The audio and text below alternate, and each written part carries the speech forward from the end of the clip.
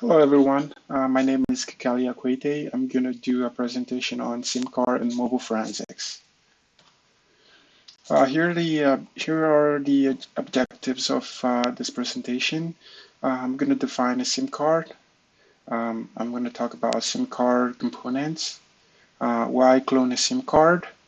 I'm also going to discuss SIM card cloning tools, SIM card and mobile forensics as well, what is used for, what are the importance of it, and a summary and resources. What is a SIM card? A SIM card is used to authenticate a subscriber identity and to communicate on the network. A SIM card stands for Subscriber Identity Module, evolves into UICC, a Universal Integrated Secure Card, a smart card. SIM cards were only used in GSM devices in the past, but now they are found in CDMA and all LTE devices as well. The form factor for the SIM card evolved over time. So they started off with a form called standard SIM, which is about the size of a credit card. Um, it's um, it's known under his name IFF, and then there were a mini SIM card, 2FF, which here you can see in the picture, the tallest one here. And then that later on evolved into a micro SIM, which is 3FF here, the second one from the left. And then there were other smaller one, the nano SIM, which is the 4FF. And then there's an MFF2 eSIM, which is much smaller one. You don't see those often. Most of the devices nowadays, like Android and Apple phone, uses the 3FF micro SIM. Components of a SIM card. SIM card or UICC is made up with a microprocessor, a CPU, a RAM, a ROM, and an EEPROM.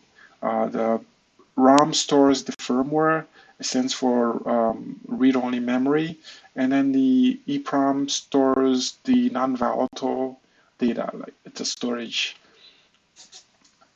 SIM card interfaces with a mobile device and forensic tool via APDU. It's an application protocol data unit, which takes command from the mobile device and return a response to the request.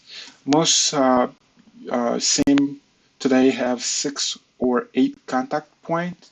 To read, write, or query the SIM card, those requests are made via those contact point through the mobile devices. There are those here. These are those contact point you can see here that mobile device interact with. Um,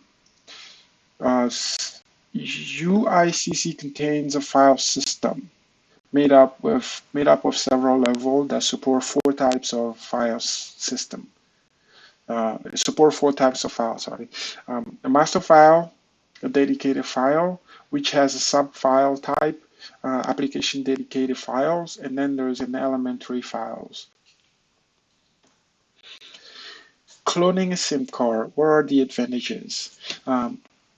Cloning allowed investigator to isolate the device from its network. SIM card and identification information can be securely transferred to a secondary SIM. This can be useful in the case where if you had a device that you didn't want to have connection to the network, you can clone the SIM card and then use that clone SIM card to interact with the device, and then you can use the original SIM in a different phone where you can receive two-factor authentication data to that phone where no connection is happening between the phone you're investigating and the one that's authenticating. Um, Clone SIM card does not connect to the operator's network. This is very important because if you clone a SIM card, that gives you that security to um, interact or to extract data without worrying that the device can connect to the network. Um, Tools used to clone a SIM card. The most popular one that I found online is Mobile Edict. We briefly talked about this in class as well. They offer a tool, a hardware, USB hardware that can read a SIM card. There is also another company called Sustain Security View. They can also um, clone or basically parse the SIM card information for you. There are also other hardware um, third-party SIM card reader writers out there. I purchased one originally that I was going to use for a demo, but unfortunately I was not able to get the adapter for the SIM card because this one takes the I believe the mini and um, and the SIM card that I have that I was gonna do a demo on is a micro, which is much smaller, so it wouldn't fit in this module here. So that's why I couldn't do the demo. But I will go over, I'll show you the user interface for, actually, let's just go and do that real quick. See the user interface for Mobile Edit SIM cloning tool. So as you can see here, it has SIM card reader. So once you have that hardware, it will be recognized here, and then it will retrieve the SIM card attributes. And here's are the data that you can retrieve via these tools. You can get the ICC ID, you can get the IMSI, the subscriber ID here. You can get a phone book, you can get messages, you can get other information that are contained on the SIM card. You can read a SIM card, you can write a SIM card, you can format a SIM card, and you can actually create custom SIM card with this tool as well. It's pretty nice tool. Next, let's talk about SIM card and mobile forensics. Most mobile forensic tools, like I just list a couple, the Mobile Edict and Sustain can basically parse the data. They can actually read and parse that data into a user interface for the examiner to look to easily go through and process and analyze the data. SimCarve has a file system that contains valuable data for forensic examiner, such as a fixed dialing number, local area identity, service dialing number, last dial number, short message services. This could be important. SMSs contain valuable information for forensic examination, and also the language preference for the device. When a SIM card is locked, the network service provider assistance is needed to unlock it. A SIM card can be pin locked, meaning that you have to provide the pin to be able to read the data on the pin. Um, that's also something to remember.